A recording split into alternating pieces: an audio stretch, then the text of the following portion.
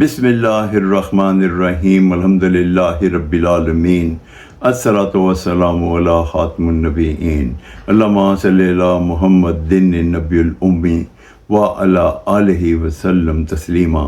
السلام علیکم ورحمۃ اللہ وبرکاتہ میرے ناظرین و سامعین۔ میری آج کی حدیث جامع ترمذی 265 نمبر۔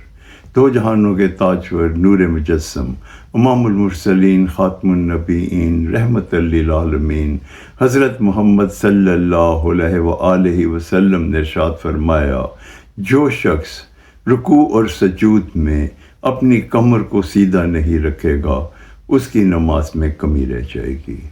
اس حدیث مبارکہ میں رسول اللہ صلی اللہ علیہ وآلہ وسلم نے ہمیں یہ تاکید فرما دی اور ہم پہ یہ واضح کر دیا کہ جب ہم نماز پڑھتے ہیں اور رکوع اور سجود میں اپنی کمر کو سیدھا نہیں رکھتے تو نماز میں کمی رہ جاتی ہے۔ یہ ایک چھوٹا سا عمل ہے جو انسان کی غفلت کی وجہ سے پورا اگر نہ کریں تو نماز میں کمی رہ جاتی ہے۔ اللہ تعالی ہم سب کو اس پہ عمل کرنے کی توفیق عطا فرمائے، آمین یا رب العالمین۔ السلام علیکم ورحمۃ اللہ وبرکاتہ۔